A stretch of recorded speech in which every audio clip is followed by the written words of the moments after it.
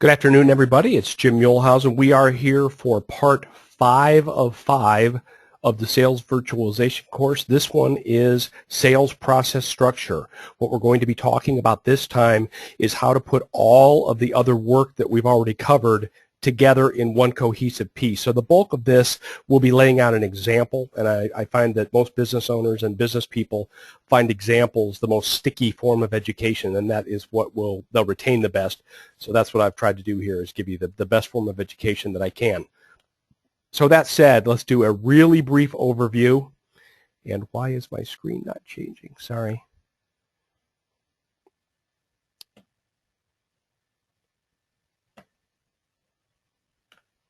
There we go. Sorry about that. Your screen didn't change with mine. Here's the process overview. It's going to start with our lead generation. That could be a variety of things, everything from Google, pay-per-click, referral, networking meeting, you name it, any way that a prospect jumps into our system. From there, we go over to lead nurturing and lead scoring. We plug that into a proven and repeatable sales process, and then hopefully we close the deal and out comes the money. That's the basic process overview at its highest level. The principles that we're going to talk about are, number one, this process only works if, number one, it is well thought out. I would venture to say that 80 to 90% of the businesses that I work with have a fairly solid process from a perspective of it's working reasonably well. But when we really sit down and we really, make it an academic exercise, they would not qualify as having a well thought out process, because inevitably what happens is you start thinking about the paths that a sale could go down, and there's all these dead ends, and that's what I'm talking about. And we will find those and we will fix those, and you'll have a much better process, which means you've got to stick with it. If this is going to be a difficult and sometimes painful process, the good news is it will have a shelf life of 5 or 10 years and make you a lot of money. The other point that I want to make is that you will probably have multiple sales maps or multiple flow charts, meaning you may have, in fact, I'll have 3 for one portion of this, where if the lead comes in this way, we follow this process. If the lead comes in this way, we do this process. And maybe it's even a different lead nurturing process, and maybe it's even a different selling process, and that's okay. They're probably going to be very similar, but keep in mind that there isn't one size fits all, because frankly, it just gets overwhelming. You start having a flow chart the size of an entire wall, and most people just shut down and get overwhelmed. We don't want to do that. So let's talk about creating a sample sales map and how we would do that.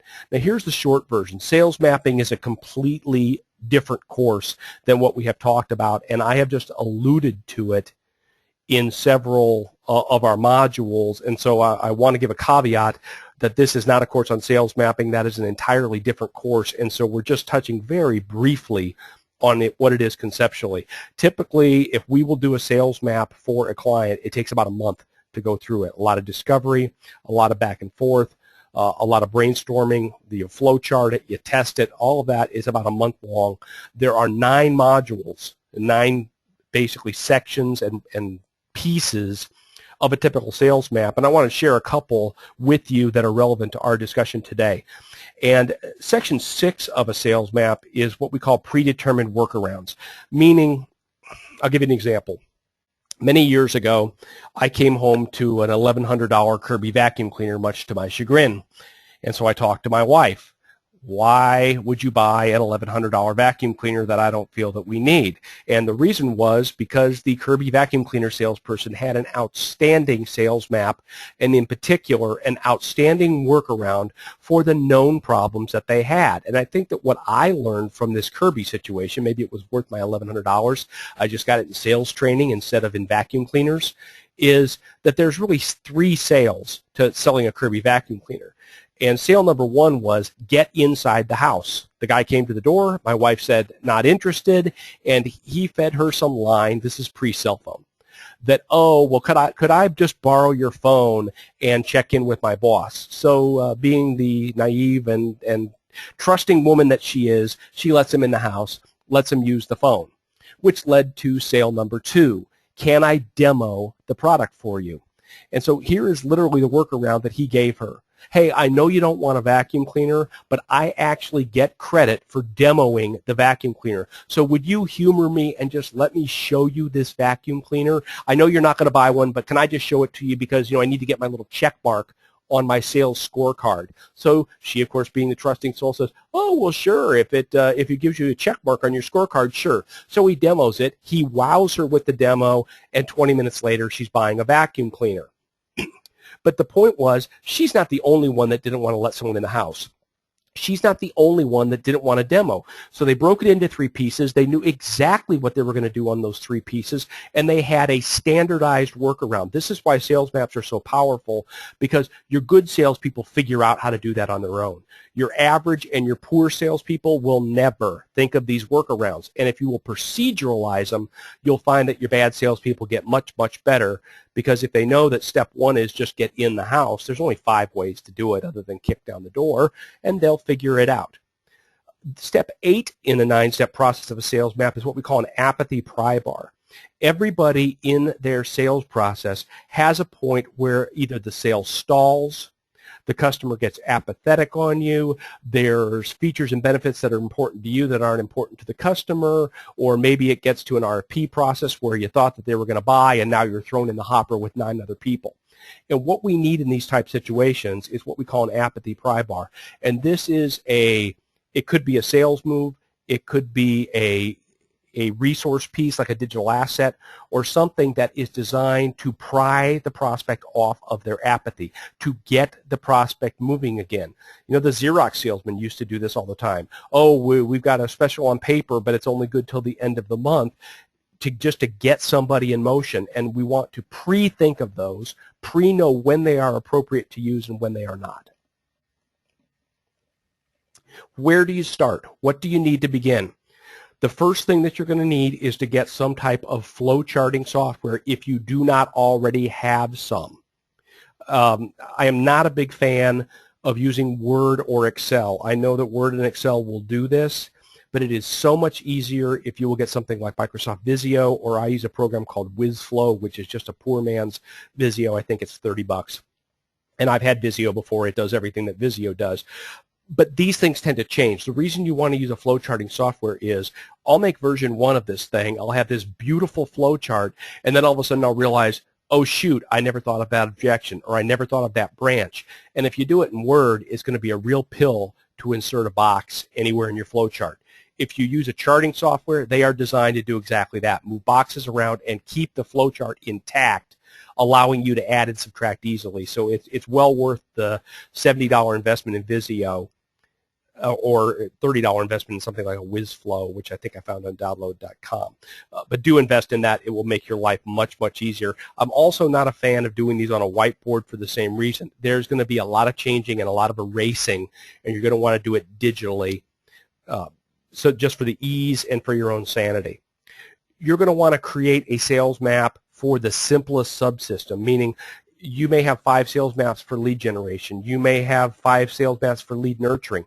The best place to start is the easiest place to start. So pick the portion of your system that will be the easiest to flow chart and create a sales map for, and start there, because what that will do is get you practicing making a sales map, get you used to doing it, and then the harder ones won't be so hard once you've tackled some of the easy ones. Here's some of the things that you're going to need in order to make the sales virtual. Before you move on, yes, before you move on, we have a question from Bob. Jim, if you don't mind, he wants to know if flow charting is the only way to do it. In my mind, yes. Certain, I think a flow chart is the simplest representation of what we're trying to do, and that ultimately many of these things, even in sales, are nothing more than if-then loops. If the prospect says, no, I don't want a demo of the vacuum cleaner, then I do this. If they do this, then I do this, this, this, or this. It might be 5 options, not 1 or 2, but there is a finite number of things that we typically do. Most business owners, great salespeople, have these flowcharts in their head, and getting them out of their head and on paper is quite valuable. I'm certainly open that if someone has another way that isn't a flowchart, go for it if it works. But from 10 years of doing these, I think that flowcharting is the best way to do it. All right, here's what you'll need. You're going to need some what I'll call sales automation software. A lot of these things, at the beginning of the process, we're trying to make it self-service on the client. We're trying to help them educate and sell themselves and do that digitally, which means sales automation software. And I've got a big list that I sent you of all the tools that we use and we have seen our clients use. So I've already sent you that master list. But the simplest form of sales automation would be an autoresponder. An autoresponder series, which sounds simple until you get in and do one. Try writing a dozen emails, writing the flow of those, figuring out how A flows to B, what happens if they drop out. For instance, I sent you a simple autoresponder series for one webinar, and it's 25 emails, because what happens if they register but they don't show up, and what happens if they show up but they leave partway, and what happens if they register and do buy, what happens if they register, show up, and do buy, what happens if they register, show up, and don't buy, etc. Then upsells and all that stuff. And the variations get pretty significant and pretty complex. That's why you need a flow chart, because you're going to be a much smarter and visual person than me if you can do that in your head. It's complicated. And so what you do is you take that webinar one, you get all your boxes, and then you have to write 24 emails. I've actually done it for a webinar. I've written all 24 of those. It's not as hard as you think, because only 5 of the 25 are hard. Writing thank you for registering for the webinar, A, it can be substituted in 4 of the emails, and B, it's really not that difficult to say, thanks for registering for the email, here's your link.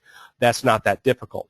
But you're going to want some sales automation software, because it defeats the purpose of virtualization if you're doing it manually. If in the short run you just want to have someone sending the process manually, you can do that. And I'll cop to having done that a couple of years ago even, where we had a very good, well-defined process, and we were using a bunch of tools, but effectively some of it was manual because we didn't know that the tools existed in an automated form. We found them, we plugged into them, we bit the bullet and took the time to set that up, and now we're enjoying the benefits of using that. But there's sales automation software, autoresponders being the most common one. You can find those at places like One Shopping Cart and aweber.com. You're going to need to write lots of email copy. I did you a favor, and on the sheet that I sent, I gave you several places to find writers to write that copy, including some of the personal bloggers that I use myself are very good at writing copy like that. And if you want to go even one step higher, I have some very, very professional, very, very expensive resources that are what I'll call sales copywriters that are outstanding that do this, but the price is going to blow your mind. $1,000 a web page. Like that, an autoresponder series for $5,000. If you need something like that, send me a personal email. I'll be happy to share the filtered list of people that I've found. But a good copywriter, especially a sales one, is worth their weight in gold, and they charge accordingly. Some of the digital assets, what you're going to find is when you write your sales map and you start flow charting it, and you start going, what happens when the lady at the door says, I can't come in, but she lets me in and now she won't demo, you're going to find, oh, gee, I know what to do, but I don't have the tool. What got my wife to buy the vacuum cleaner was the demo, and he did something spectacular, I don't remember what it was, at this demo, but he had a tool called this demo. What you're going to find when you do your sales map is what everybody else has found. You're missing a bunch of digital assets, a bunch of them. Do not be discouraged. You are not alone. So some of the things that you could plug into those holes that you're going to find, and I love videos. They're pretty easy to do. Things like ebooks, white papers. If you like writing and you can do it, you can really repurpose writing a lot. You can write a bunch of blogs and turn them into an ebook. You can break a white paper into 5 pieces and put that as 5 blogs. So writing is a great way to break into multiple digital assets. Even product photos make for good blog posts, make for good you can send someone a crummy picture of the product, and you can use a high-res version of the product actually as a squeeze item if you want. I've done that. Digital catalogs. You don't need to just give them away. You could use it as a squeeze item. Your website counts as a digital asset. Limited access portions of your website. Like I've got a client that does ad specialties, and if you want high-res photos, or you want samples mailed to you, or you want catalogs, you have to log in, which means you have to sign up and give all your contact info. an iPhone app or some of these applications we talked about how those are going to be more popular is something that would count as a digital asset as well.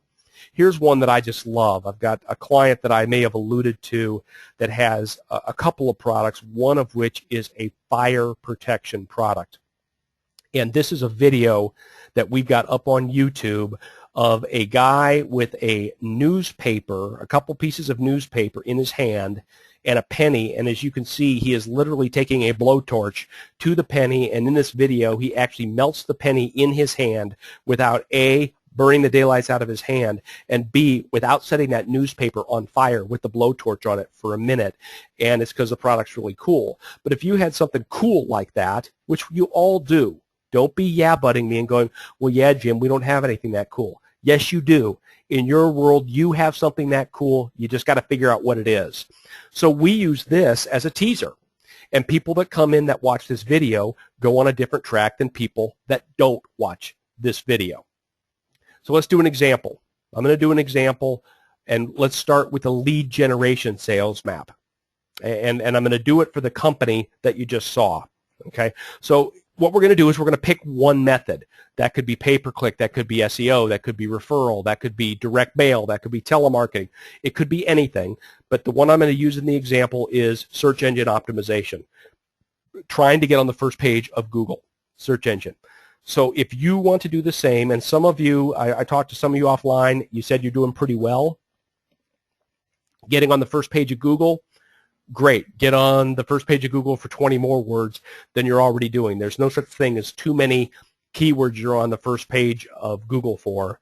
You can always do more. But this company was not doing a good job getting on the first page of Google for their chosen keywords. So what we did was, without any reference to Google, we just wrote down 20 phrases. Fire retardant, fire protection, forest fire management, whatever they thought. Then we go to the Google keyword tool. We type those in, and it's going to surprise you. What you will find is some of them get a lot of searches, some of them don't. To me, depending on your business, 2,500, 5,000 searches is decent volume for most of the people that I talk to. If you've got something expensive, if you're selling financial planning for people with $100 million, 10 searches is great. If you're selling, shoes, 5,000 searches isn't very many. So you've got to use some common sense as to what that means. And so then we pick our keyword phrases based upon the easiest to win, not the volume. This is a very common mistake. What people do, like for instance, fire retardant is the big one for this company.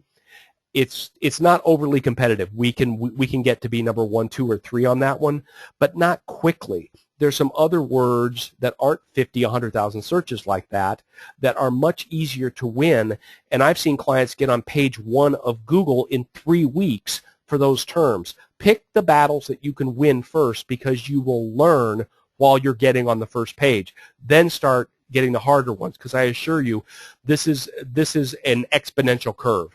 That the easy words are pretty easy to win, and then you start getting into very difficult words, like in my world, business plan gets 1 million+ searches. It's exceptionally competitive. There's probably some lawyer words that are more competitive, but it is exceptionally competitive. It's not even worth fighting on words that are just overly competitive. You're just going to have to go for lesser competitive words.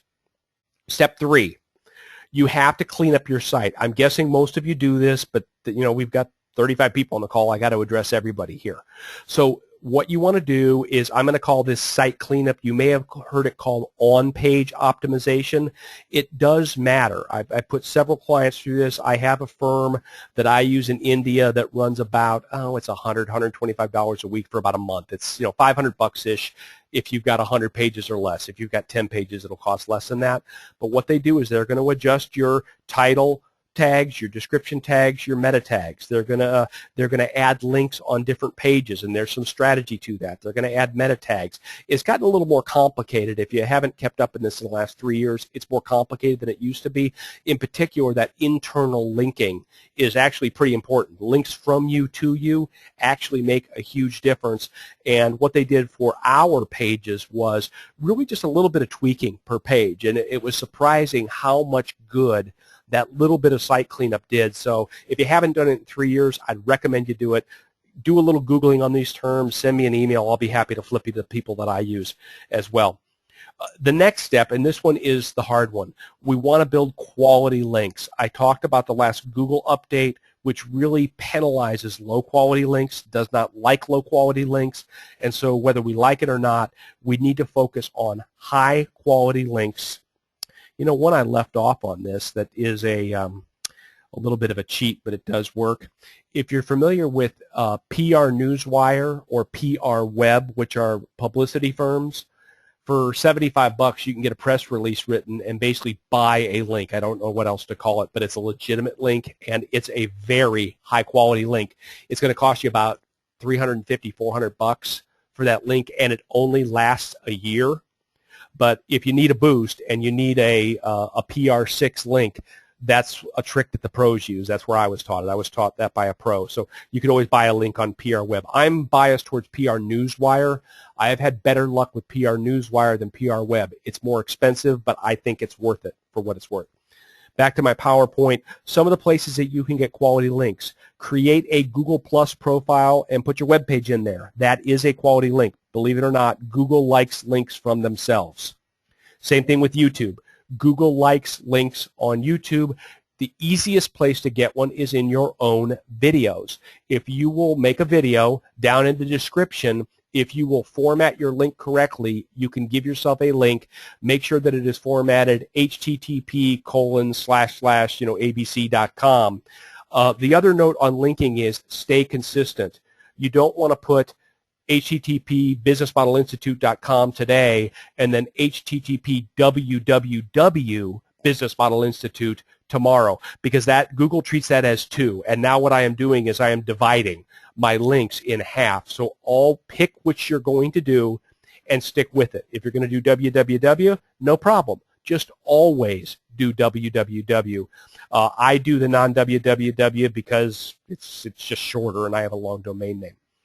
If you can get in Wikipedia, you may need some help. There are places to get it. If you can get listed for yourself, your company, or a product. I have done this. I have customers that we have gotten listed on Linkopedia, and I'll tell you how we did it. There was a listing of products in a big category. In particular, the last one we got was a software company, and there was a listing of vendors of this particular type of software, and I go, holy cow, we're not on that list. Let's get on the list.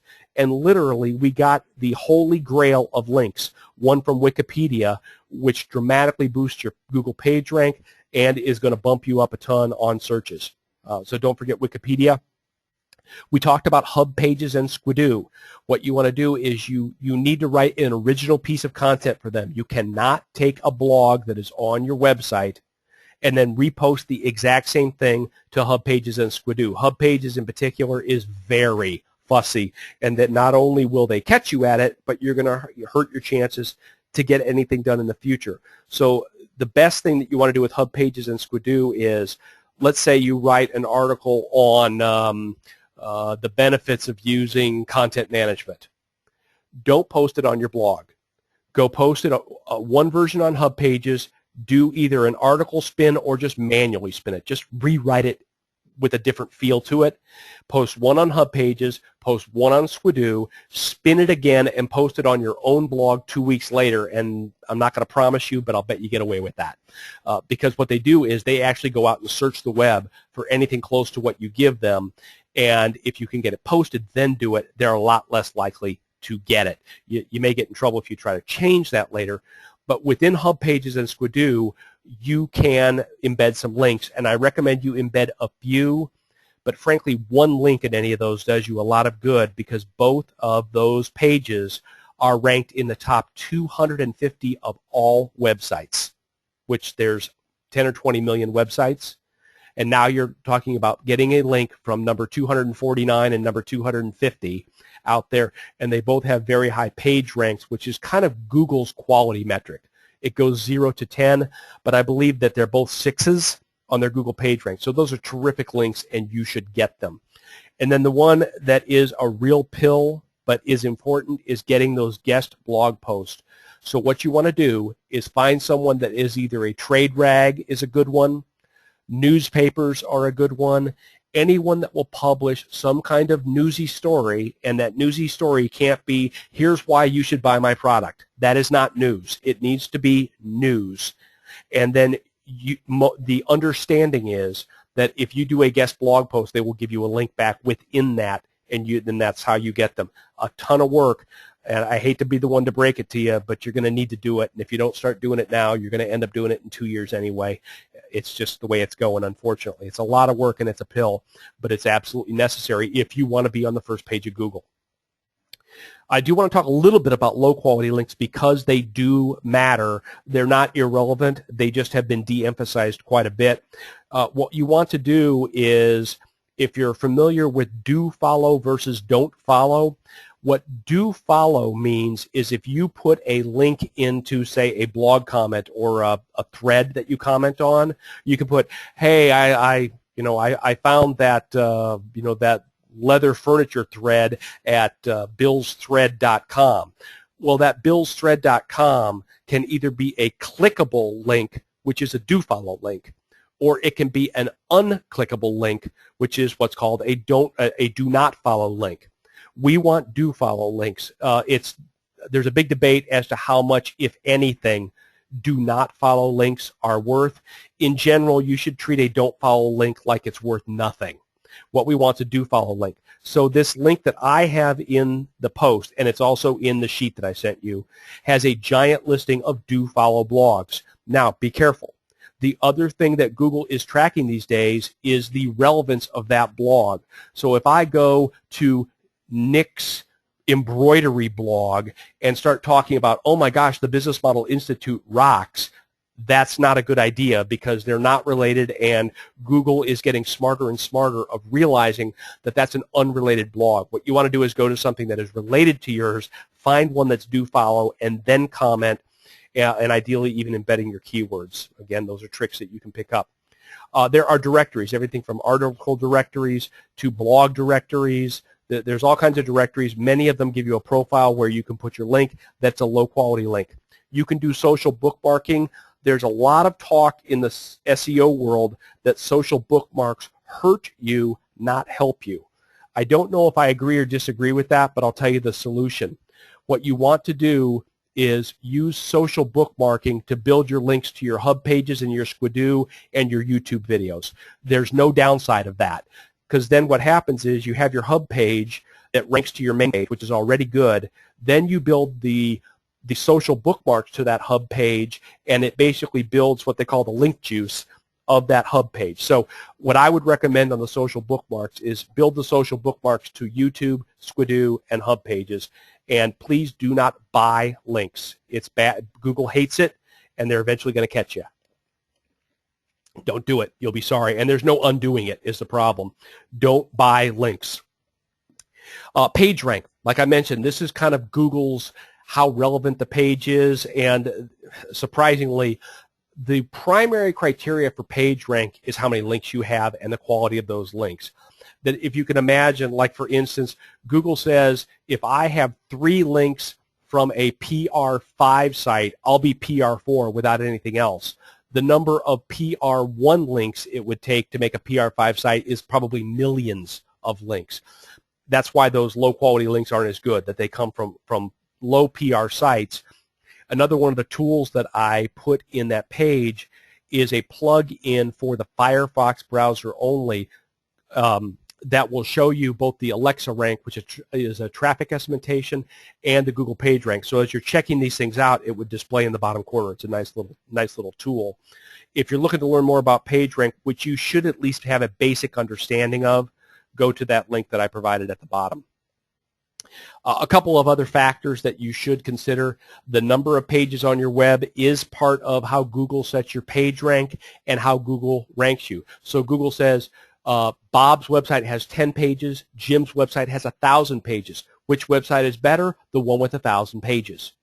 Do not duplicate content. That's a no-no, but this is where your blog comes in. If you use WordPress or some of the other content management tool, every new blog page is a new page. That's why people tell you to do all these blogs, because it helps in your search and it creates additional pages. The age of your domain. Did you reserve it in 1994 or last week? Google figures the older it is, the better. The name of the domain. If I want to do a search for long dog collars, the person that has the best chance of being first, this is the #1 thing on Google, by the way, even more than links, longdogcollars.com should be able to get first on long dog collars for the search term. The reason that I bring that up is you would be surprised. When you start looking at your terms, see if the .com is available, even with dashes. For instance, I'll tell you one that I reserved. I looked up how to delegate, and it had 1 million searches, how to delegate. And how to delegate with no dashes was already taken, but how to delegate with dashes was not taken. I'm like, well, shoot, for $7, I'm just going to reserve that, and maybe someday I'll build a site on it with 1 million searches available to be #1 on howtodelegate.com. So you might want to reserve a couple of names. And then optimize your internal pages, not just your home pages. This is another recent change with Google, meaning that what we want to do is have an internal page show up on the searches. Don't point everything at your home page. Google's getting way too hard to get. You can't get everything to your home page. You can't win 10 words for your home page because you can't get deep enough to win any of them. So, for instance, if you want to get, back to my long dog collars, that may be an internal page of dogcollars.com, and then they're going to optimize the long dog collars page to win those words that are relevant, not the home page. And so we want to optimize some of those key internal pages as well. And then the other factor is traffic. If nobody visits your website, Google doesn't like it, and Google has a ballpark on that traffic. And the best way to gauge that is a crummy tool, is what's called the Alexa rank. And Alexa.com is owned by Amazon. You can go there. There's a couple of little interesting tidbits you'll see on there about your site that you can see. But we want a rank of 1 million or better. It's not accurate. That's why it's just not that good. The only way that Alexa ranks a visit is if someone has this Alexa toolbar installed that I was alluding to. So a lot of people that come to your site, if they don't have the Alexa toolbar, don't get counted, but it's really the only thing to gauge traffic other than your own internal count, which is great for you. But how about gauging how much traffic your competitors are getting or how much traffic is on a blog? It's a good gauge. I remember this woman called me up and wanted me to buy her blog, basically, and she told me about how it was, on the top page of this really competitive word and blah, blah, blah. And I go to her page and it says it's ranked 3.5 million. And I'm like, liar, liar, pants on fire. You're not getting any traffic, and I know it, because 3.5 million, she's getting 50 visitors a month on that page, and you can tell by the Alexa rank. All right, enough of that stuff. Hey, Jim, we've got a question. Okay. Susan wants to know, do leads have to be internet leads in order for sales virtualization to work? No. Good question, though.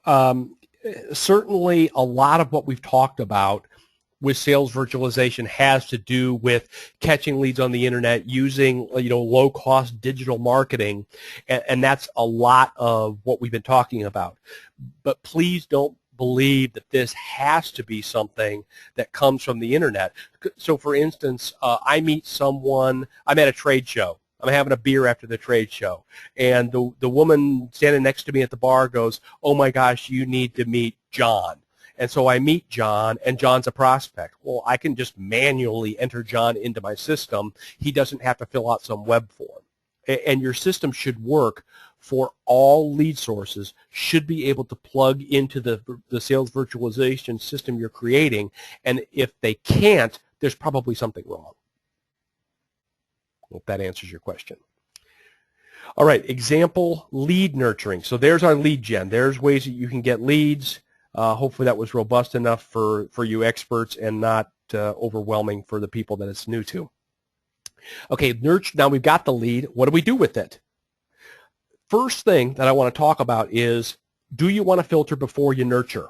Traditional sales has always filtered. We got a lead. We better make sure that we don't waste time on it. I mentioned this last time. That is not my bias. My bias is to let this good process that we've taken a lot of time and energy to create work, and we don't need to worry about filtering. The process filters. So do what you want, but my 2 cents is don't worry about putting bad leads in. They will kick themselves out of the process, and you'll never need to worry about it.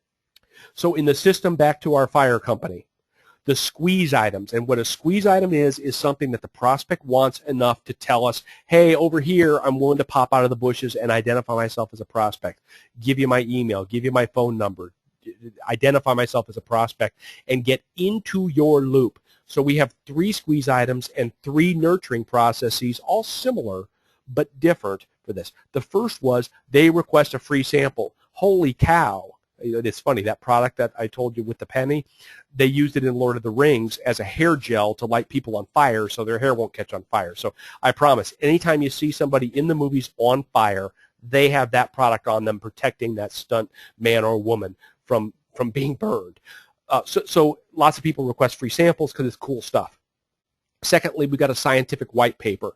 They also do some really cool polymer cleanup for things like nuclear waste and some really nasty stuff. So we've got some heavy-duty PhD science type people that want to know all the specifics of this. So we got a white paper for them that's pretty nice. And then we also have, this is a cool trick, what I'll call a half video teaser. So for instance, let's say that I had a 5-minute video on an overview of sales virtualization and why every business needs to have a process. What I might do with that is run it for 2 minutes, enough to say, hey, this is pretty interesting. And then what you do is you stop the video halfway through and make them enter their email to watch the rest.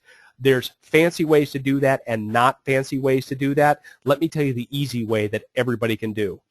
I put the video up on YouTube, and I put 2 minutes of it up on YouTube, part 1. And then I just let it play. I embed it in my page, which is really easy to do. And then the video stops. And then at the bottom it says, to watch the rest, enter your email here. And then when they click there, it just directs them to basically a hidden page, a page not in the menus on the web that has part 2 up on YouTube as well. And then if you're not familiar with YouTube, there are 3 types of YouTube settings. The default is public, which is what most of them would be. That means when people search, they find it. The second is what I have done with you. It's called unlisted. So all of the replays that you have, if you know the URL, which I'm giving you a link to, you can get there. But if you don't know the URL, it's not searchable. Don't lose those URLs. You'll never find those videos again. So those are unlisted. And then the last type is called private. And that means that I would need to actually list you as a person that could watch that video. That's probably what I should be doing, but that's an awful lot of work. Unlisted solves the equation. The other thing, just a best practice on YouTube, there's an advanced setting about comments. Anybody that's done a lot of YouTube video has had this happen. You get some idiot on there that types, "Que pasa, dude?" or something stupid for a comment, and you can't get rid of it. So what you want to do on your comments is there's a little drop down that is defaulted to all, meaning that any idiot can post anything and you can't undo it. What you want instead is approved. Change that to approved. So now when the idiot types, "Que pasa, dude?" you can say, "No, that's not approved." Trust me on that one. Had it happen, you don't want that to happen. All right. So here's what we do on the free sample. So here's our path on the free sample. The first thing that they wanted to do, believe it or not, is they actually wanted to get on the phone with the person. And I specifically use this company for this reason. I know that everything we talked about was automated filter, automated filter, automated filter, and then put a human in. And I wanted to show you an example where that just wasn't the right answer, because it isn't one size fits all. It's whatever works for you is the right size. So what this company wanted to do was they don't get a tremendous amount of leads, and the ones that they do get, a lot of them are whales that spend hundreds of thousands of dollars a year. So their first step, we decided, was get the person on the phone. So we did basically a quality check based upon high quality or low quality, and we used some criteria to do that. Once we got them on the phone, we either dumped them in the high quality bucket or the low quality bucket. We had autoresponders for either one. And then if they had 2 actions, which means they watched a video and they downloaded a white paper, they did a survey and did this, on the second click, our sales automation software passes that lead effectively through lead scoring to inside sales. So here's what we did if they're the science types. Remember the ones that are the nuclear science and they download the white paper? Trust me, nobody but them did it. Now we have a different process on these. This one we didn't call them. You know, these are PhD scientists. They don't want people calling. They probably work at some nuclear lab and you couldn't get them anyway. So we use an autoresponder for them. We're going to send them lots of technical data. Load them up with technical data. Same process. They take 2 actions. Now we pass them to sales and we call them. For people that did the video, you know, we've got some pretty cool sizzle effect on this stuff. It does some really neat stuff. And so on the people that watch the video, we're going to focus on wowing them. Oh my gosh, look at that. That guy's hand isn't burned and he just had a blowtorch on it for 90 seconds. How did they do that? Why did the paper not start on fire? Etc. So what we did with these people was we hit them with video-based content. They watched videos before. Let's hit them with even more videos. We got lots of cool videos that we can send them. And then again, 2 action steps, which in this case is watching 2 videos, they get passed to the inside sales department. A couple of important notes. Our process tells us when this is a good prospect, because all we're doing now is running the same process on all these people. It's very inexpensive. It's very efficient for us with limited sales resource. And it's our process that tells us when we need to spend more money. Don't try to second guess your process. If you're trying to second guess your process, it's a problem with the process, not a problem with how it's working. Fix the process and then stick with the process. The other thing is, we talked about false negatives last time, meaning here comes Sally, and Sally jumps into our process, and then somehow she doesn't take action, and she gets dumped out of the process. Or we talk to her, and we think that she's not a prospect, and we dump her in the you're not a prospect bucket. If we design the process right, what we're going to do is keep drip marketing Sally, and she is going to get a chance to opt back in to the process. The reason that I'm bringing this up is people are so afraid, oh my gosh, what happens if someone accidentally gets kicked out? I don't want to lose any sales. And what I'm trying to do is reassure you that that's not going to be an issue. I've seen it happen with my own company. I've seen it happen with our clients' companies. It will happen. If they're truly a prospect and they truly have an interest and they realize, oh my gosh, I'm on the outside looking in, they'll raise their hand. Just give them a path back to get in. You don't need to worry about it. Again, trust your process. So what you're looking at here, you know, sorry, as I'm looking, that looks kind of faint. What you're looking at here is what I just described. There's the flow chart for what I just described. Nice, logical, and you can see how sometimes things loop back around to where they were before. How do we lead score this? Remember our lead scoring? And I'm just going to go real briefly. Interesting thing about this product is the bulk of their money, the bulk of their sales comes from very large customers. So 90% of their sales come from the big boys and the big companies. The problem is 90% of their leads are individual users. Oh my gosh, this thing will clean up an oil spill in my garage. That sounds really cool.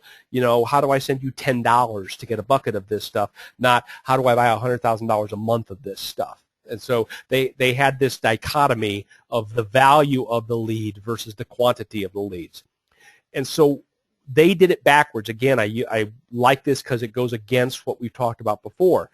I shared with you last time that I prefer the interest metrics for lead scoring over the demographic because that's historically how we've done it, and frankly, we already know how to score leads demographically. The problem is what we haven't done historically is get that interest.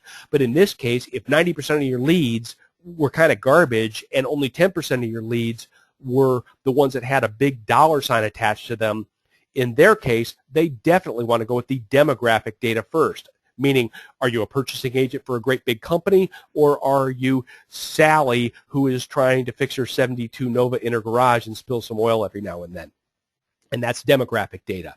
And so the problem they had is that these individual users are low volume, but always very, very excited, that their interest level is very high, but their potential is very low.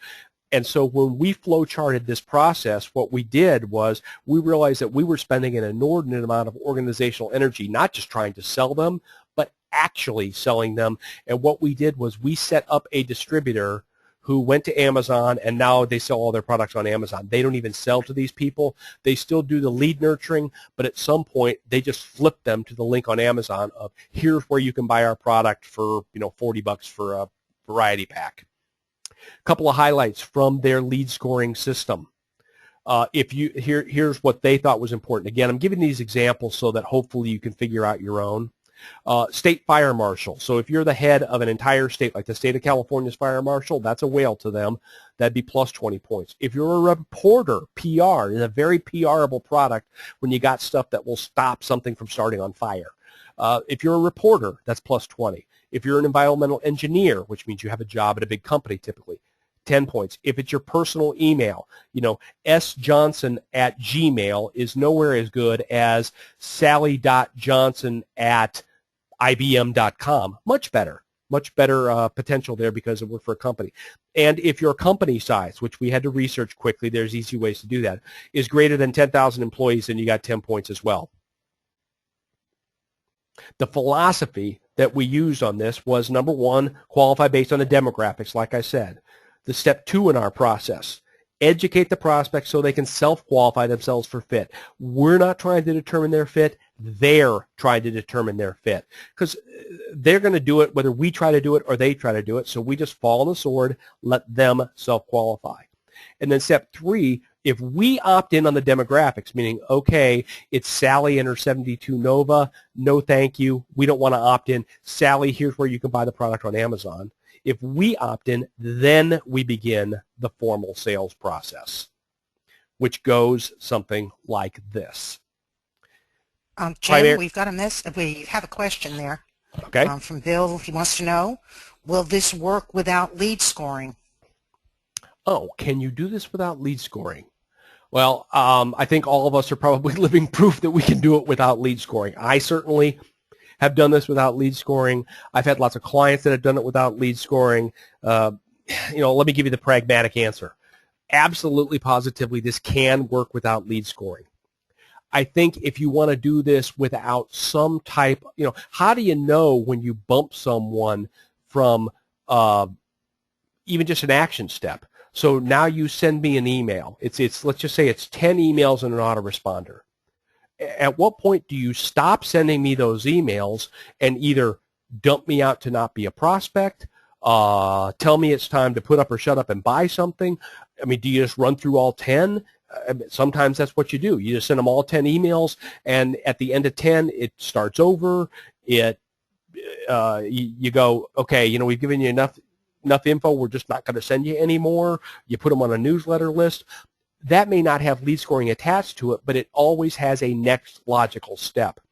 All that lead scoring does is help you determine what that next logical step is and better grade it than kind of the crude system that all of us have always used pre-lead scoring. So that was a long answer.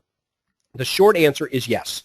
You can do this without lead scoring, and if your intuition is telling you, I don't think I need lead scoring, fine, go for it. Do the rest of it. This is a lot of work. Do the rest of it and maybe add lead scoring later, but it will be better even with a crude form of lead scoring, and that may just be, hey, that's our killer email that has all the great content, and it's a different set of action steps based upon taking action on that email than just a regular one. That's not truly lead scoring, but it is weighted action, and that's really all that lead scoring is weighting all these factors. All right, the inside sales process. Step 1, call them. Hi, this is Jim from Company X. And now, this is really crazy, but one of the observations that I have seen between the good salespeople, of which business owners typically are in that bucket, and the bad salespeople or the average salespeople is the good salespeople, when they get on a call, they know 2 things. Number 1, what the outcome of that call that they want is. Why am I on the phone with this person and what do I want to get? And more importantly, because this is a differentiator, is they know what data they need to get. And I would contend that without all of the data that you need, you will not close the sale. If you don't know who all the buyers are, good luck getting the sale. If you don't know when their time frame is, good luck closing the sale. If you don't know why they're choosing yours over the other product, you really probably don't have much chance to close the sale. So what I would suggest in part of your sales map, as part of your process, build in what data you want at each step. I have seen this actually be incredibly magical for prospects. It sounds so simple, but literally call one and you got 5 little blinds and you say, so I'll just read you what they want. How do you want to use this product? So especially for their spill cleanup products, if they want to clean up, little oil drips somewhere, this product costs 5 or 10 times more than kitty litter, which is what a lot of people use to clean this up. Now that's a lousy versus what their product will do to clean that up. But, 10 times more expensive, that's not always an easy sell. But if you're cleaning up nuclear waste, what their product does that kitty litter won't, kitty litter just kind of absorbs it and it becomes this stew of nasty liquid plus clay. What their product does is literally solidifies it and makes it not liquid. So if you're sticking nuclear waste into a barrel, do you want it to be liquid or do you want it to be a solid?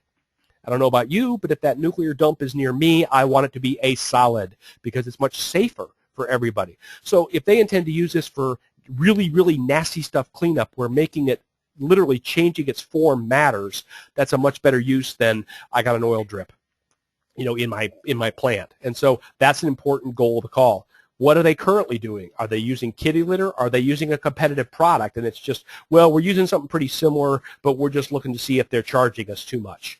How much volume are they going to use? Who's the advocate? I mean, who wants to use our product and why do they want to use it? Our primary goal to call, I want the next call, and I want it scheduled. I don't want what I lovingly call an appointment for an appointment. That's the easiest way to know a bad salesperson. Bad salesperson will always take an appointment for an appointment. Oh, yeah, I'll send you an email on Tuesday, and we can schedule another call. No, we're talking right now. How about we just schedule the call for a week from Tuesday instead, rather than an appointment for an appointment? We've all been burned by that one before, where you go to call them on Tuesday like they ask, and now you're stuck and you can't get anywhere. So build that into your sales process. Now, I have on here the quid pro quo, and here's what I mean is what we are going to give the prospect in order to get. Remember I said we got to give to get? So our quid pro quo is we're going to send them at the end of the call proprietary scientific data, that we got good stuff that is proprietary in nature. It's high science stuff. They're going to want this, and we're not going to give it to them unless we get what we want. In exchange, they get what they want. We're going to send them case studies that are quite valuable that can show them how to use the product, how other people have saved lots of money using this product, and we will send them the financial payback and cost comparison numbers that are very transparent and very user-friendly. They're not our versions. They're good, solid data so that the client doesn't have to run these. They can work off of ours, and that saves them a lot of time. Again, providing value to the client at the end of that call. Step 2 in the process is we want to call them back and review the data. Hey, I sent you all that stuff. Did you have a chance to look at it? What did you think? And our goals are we want to gauge the pain. How bad is their current solution? We had a client that literally was paying 3 janitors to mop up oil out of a big auto plant, and if they would just use a mat that we make with this product in it, they wouldn't need one of these 3 people, and it would, A, be significantly safer, and B, save them a tremendous amount of money and be a better solution. Well, how bad is their pain? If we got people slipping and falling on grease and somebody just sued them, I'll bet their pain's pretty bad. If they go, well, we kind of saw this and thought that it might be interesting, well, that's a 4 out of 10, right? I want to know who all the decision makers are, and we can get them because now we're digging deeper. What's the cost of their current solution? Meaning, how good a fit do we have? Can we help them save some money? And our real goal is to get in front of them, that we want to do a demo. We have done some over Skype and video, but ideally, if they're close, we want to do an in-person demo, and some of that is, if they're in Minneapolis and we're in Chicago and it's a $5,000 a year account, that's a video presentation. If it's 3M and it's $5 million a year, we're going to get in the car or a plane and drive to Minneapolis.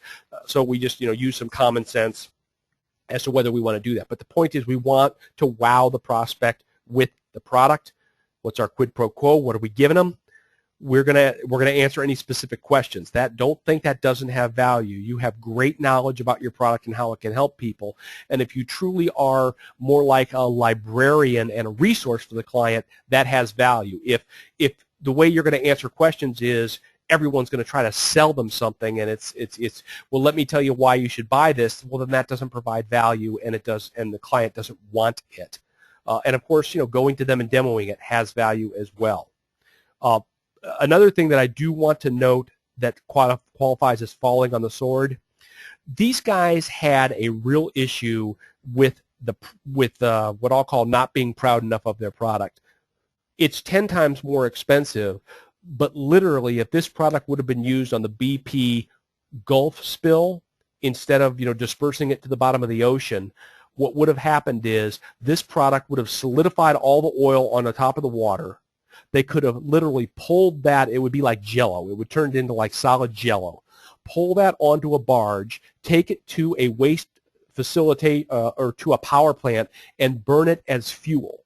Would that have not been a more elegant solution to the BP system rather than not getting rid of the oil and sinking it to the bottom and letting it wash up on beaches?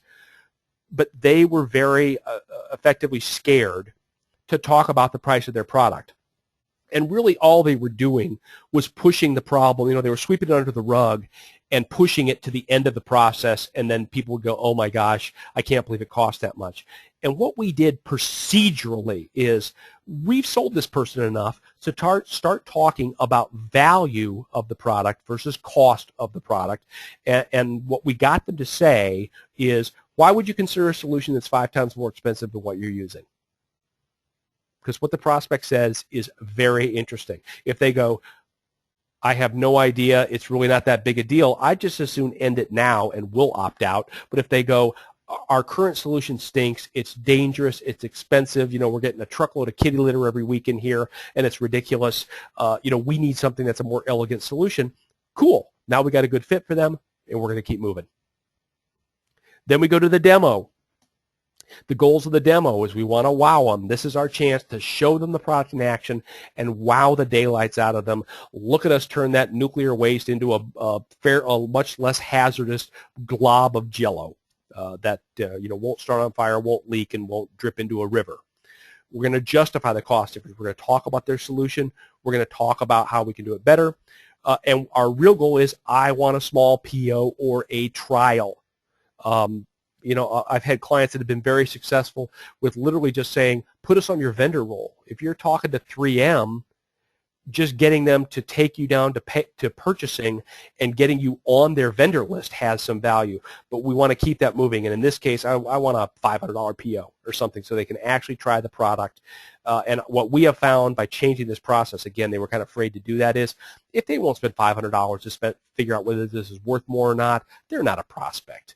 And that's when we would opt out. That the quid pro quo is, if they don't keep moving forward, we opt out, and we have a good solution for people. We have a good product. We have great science behind our product. If people wouldn't steal it, we'd patent it, this product. But we aren't going to play if they won't move forward, because we have designed a good process, and if a prospect won't play, we won't play either.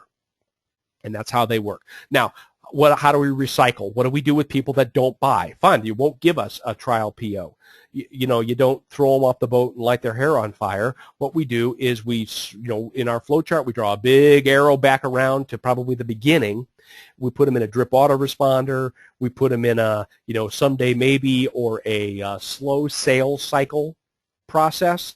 And then when they click twice, and I've used 2 clicks for a lot of these examples, it could be 7 clicks, it could be 1 click. When they do anything resembling interest, boom, we're back on. Whatever works for you is what the right answer is. But the point is, we drip market them, we do something that's free/cheap, and then when they show some interest, we show some interest. All right, back to the fire hose. I got a fire hose for you, but there's some good stuff in here. It's probably the best part of the presentation. Any questions, Lori? Jim, not showing any. Okay, just fine. It was a good breaking point, so I just stopped. Okay, here are some recommended resources. I think for most of you, if you do not have an autoresponder, I would recommend aweber.com. It's $35 a month or something. There's a link that I sent you where you can sign up in the resources that I sent you, but that's a good, inexpensive autoresponder, pretty easy to use compared to a lot of them. If you do not have a mail service, I am not a big Constant Contact fan, and I'll tell you why I'm not a Constant Contact fan. It's because everybody uses Constant Contact. And because everybody uses Constant Contact gets blocked a lot because people get sick of getting newsletters from the HR consultant about XYZ or, about the next networking event or whatever. Too many people use Constant Contact, and I think you're getting thrown into a spammer bucket if you use Constant Contact. So we have had better luck with clients using MailChimp, which is free for up to, I think, 500 emails. But you need to be prepared to, once MailChimp gets too big and gets like Constant Contact, to move over to MailMonkey or whatever the next one is, and you are far better off to use a kind of unknown yet reputable mail service than you are to use one that everybody uses because it's a shared bathtub, if you will. The water's kind of dirty. I would recommend you have a full copy of Adobe Acrobat. It's $100 or so, meaning that you can create PDFs. If you go to download.com, there are some tools that can create them, but certainly they're going to be better if you get a full copy of Acrobat. I bit the bullet years ago, and I'm glad that I did, because it's just so much. If you're going to have these digital assets, do you really want to give people your Word document or your Excel document? You want to turn it into something that is at least harder for them to steal your intellectual property. You don't need to password protect them. It's too easy to break them anyway. But get a full copy of Acrobat. It's PDF is the universal format. It can open up on a Mac. It can open up on an iPad. It can open up on anything. It is literally the universal format, and there is no virus for a PDF. It's a terrific format, and you should use it. Next resource I recommend is a video conversion software. You're going to be doing videos. You should be. Everybody here should be doing one video at least. You want to do some videos, and there's lots of good free conversion programs. There's some paid ones. I think the best of the free ones is one called Any Video Converter. And as you can tell, my preferred source to get stuff is download.com. And the reason is they check them for viruses. If you download stuff from download.com, you will not get some nasty virus or embedded code in the files. I recommend Camtasia if you want to do talking PowerPoints. I'm going to take what we're recording today. I'm going to edit in Camtasia. I'm going to turn it into a movie and post it on YouTube for you. Camtasia is a tool that will allow you to do that. In particular, talking PowerPoints, and you can make them much fancier than I am with this if you're better than me. And there's certainly Adobe products that do that as well. And for instance, I have a graphics gentleman in Mexico that does the fancy movies that I want. The videos that we used for the marketing of this were all done by somebody else. He did them in Adobe, and he did all of that. I sent him literally a white, no background PowerPoint with words on it, recorded the audio, sent it off to Rodrigo, and he did the rest. Gave me back the finished product. He found all the graphics, did all the, flying and spinning and all that stuff. You can do it. But for $300 that Camtasia cost, I promise it'll be well worth it, even if it's just for training. I literally used it today. Someone said they couldn't log into their email, and rather than going, yes, you can log into your email, I literally put a 10-second video of me logging into their email and showing them that it worked. So it's a really handy tool for screen capture, in particular PowerPoints. If you have anything that you want to teach people, we are using GoToMeeting right now. You can use WebEx, but most people, if you're going to use some type of learning, would be it would be good to have a WebEx or a GoToMeeting account. There is one called AnyMeeting that I have used that is free, and I believe it's 10 people, maybe 25 before you. So if you're an infrequent user and you just want to do it every now and then and you don't have big audiences, that's fine. I think the advantage with a GoToWebinar or a WebEx is, number one, it's always going to work, it's always going to be up, and you don't have a reputation management issue. Nothing like trying to sell 3M on something and say, hey, we're a reputable company, you should spend $1 million with us, come to our free webinar thing. I know WebEx will sell you a individual meeting for, I think it's $20 per attendee or something. It's expensive. GoToMeeting, for instance, the program that we are on, that we're using right now, is $100 a month. It will allow us 100 people on the call for $100 a month, unlimited webinars. That's just not enough money to worry about. And another thing that I'm a big fan of is surveys. You would be amazed the great information that people will give you in surveys. You will be amazed the number of prospects that you can generate from surveys once you get good at doing them, as long as you're not too self-serving with them and you serve the prospect and not yourself. You can get a SurveyMonkey account for free. It's a pretty good deal for free. It's not particularly limited, and if you don't use it a lot, it's a good solution. I used the free one, and I started using it, and I said, you know what, this is pretty good, and I think it's $199 a year. It's really not bad, and you know, frankly, all it does is allow you to do more. There's really no functionality difference, at least for our company and what we do with it, between the free and the paid version, other than we don't need to worry about topping out on that. I mean, we got one survey that has a couple thousand responses to it, and it's still active, and we still tweet it every now and then, and we still get 20 people that take it if it gets on a tweet. So I didn't want to have to mess with that expiring or something like that. Other things, don't use Google Images. Number one, you can get sued. Don't use Google Images. Go to something like an iStock photo. If you don't, iStock photos gotten a lot more expensive. They got bought by Getty Images and raised their price. They about doubled prices overnight. There are less expensive solutions. The way to find them would be to Google iStock photo alternative, would be how to find those. But from a reputation management perspective, try to use images that everybody hasn't seen. I mean, like, there's an image that I've seen of business people sitting around a table that just, oh my gosh, I've seen it 100 times. It's like, please don't use that image. Everybody's seen it. It looks very generic. A good way to get around that is to go to iStock Photo, and don't use the stuff on the first page. Go to page 2. For videos, I recommend you use 3 sites or a combination of these. YouTube is a great site, but it's also got jillions of videos, everything from cats doing backflips to kids playing video games to crazy people to your business video. YouTube is a great option, but you can also load it to other sites, and there's no reason that you can't. Video technology isn't to the point where they can spot duplicates yet. So my recommendation is, if it fits, load it to all 3 of these sites. I would load them all to YouTube, get a YouTube channel, but build some views before going public. Nothing better than sending your prospect a video of your great new product, and they click on it and it has 1 view. Oh yeah, that product's great. A whole 1 person has looked at it. Build up some views. You can even buy views if you really feel the need, but that's going to be thousands. Just get your employees all to click on it, and don't be logged in, and you'll get credit for those views. There's a site called Vimeo that is more for professional stuff. You can do very long videos. You can do higher quality videos. That's a good site. And then I like a site called 5min, the number 5, M-I-N, 5 minutes.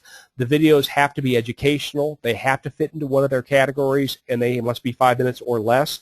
But you will get a lot more views on 5min than you will on YouTube, because there's less up there. And number 2, the quality of the viewers will be better. So 5min is a great little secret. A lot of people don't know about that. It's a great site. And you're going to need some freelancers. Most of you aren't videographers and shouldn't be. I have found the best place to get videographers, because they have to be local, is Craigslist. It's much less expensive than you think. Now, I have a company that I use that I have a good relationship with, and they're more expensive than Craigslist, and so I just choose to use them because, I've used them for a long time, and I've gotten to know them and trust them. But you can get good videographers for pretty inexpensive on Craigslist. For graphics, I like a site called CrowdSpring. There's other places to get stuff, but what CrowdSpring does that's really interesting with graphics is, I say, I want you to design a cover for my ebook, and you scope it out, and they do it like the old ad agency pitches, that people that want to get your job actually draw a mock-up of actually what the cover is going to be. You don't pick from samples and go, well, I like the look and feel of this one. You actually pick from the covers that you're going to pick a cover and then pay the person to get the files. So you actually get to see your logo or your output or whatever. So it's really awesome in that regard. There's only one downside.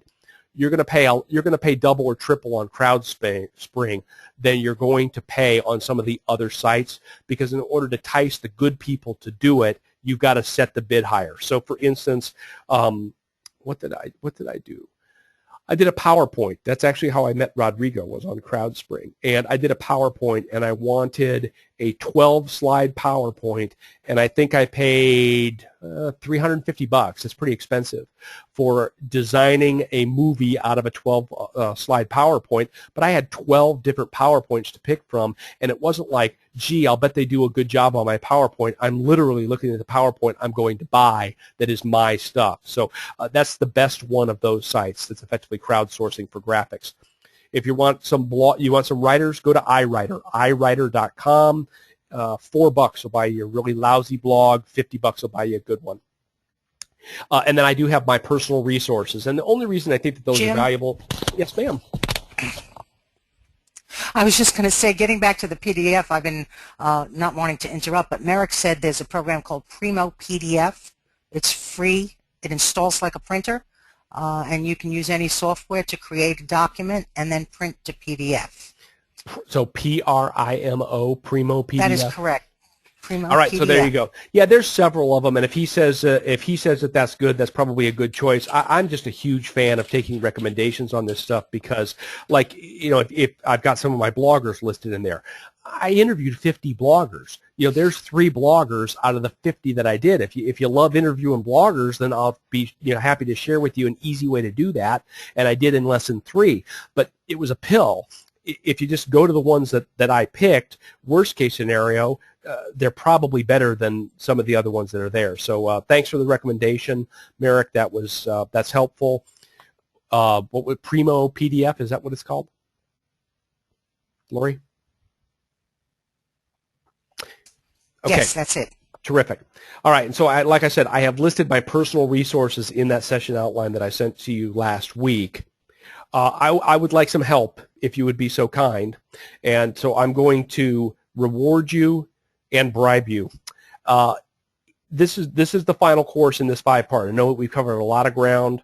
I know at some points probably your head has been spinning. I hope you got a lot of value out of this, and I hope that you have already implemented some great things to make your business better. But if you found this valuable, what I'd like your help with is finding a way to get others involved. That business owners tend to lock themselves in their office and not take courses like this, despite the fact that they could radically change their sales process. So here's my bribe. If you will do a video testimonial, remember I told you that video testimonials are the best, and that could be as simple as flipping up your laptop and uses the webcam. Don't pay anybody. Don't get somebody to hold the camera. Do something on a webcam. I just want to, see your face. Please identify yourself. Hi, this is Bob Jones from ABC Company, and just say what you thought of the course. If you thought it stunk, say that. I want your honest feedback, and realistically, what would you tell another business owner about the course? That's really what I'm looking for. If you will do that, I will give you my Business Model Secrets course, which is very much like this. This is where I got the 5-part course, model that I am using. So I have done Business Model Secrets for 4 years now. It's 5 courses just like this. It has exercises, workbooks, and case studies. It's completely different than what we have talked about this, but if you are looking to do innovation on your business model, it's something I'm really proud of. It's some of my best work. You would love the course, and I will give it to you. It's normally a couple $100 on the website, and you can check it out at that URL, bizmodelschool.com. You can check it out if you want to see what it covers, but I will gladly give you all the logins and all the info if you send me a video talking about this course. That's my ethical bribe right there. So what I want to do is I want to remind you that on Thursday at 7 p.m., our standard time, we do have the accountability session and a chance for you to ask any questions and get the most value out of the program. So that's tomorrow. So tomorrow, 7 p.m., we will be doing that call. I'll send a reminder with the login info. It's the same as it's been the whole time.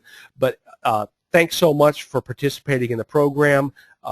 I hope that you got tremendous value from it, and please take the time and energy to implement what we've talked about in this, because it'll make a real difference. I promise this thing really will snowball for you, and you'll be so glad that you took the time to virtualize your sales process. So thanks, everybody.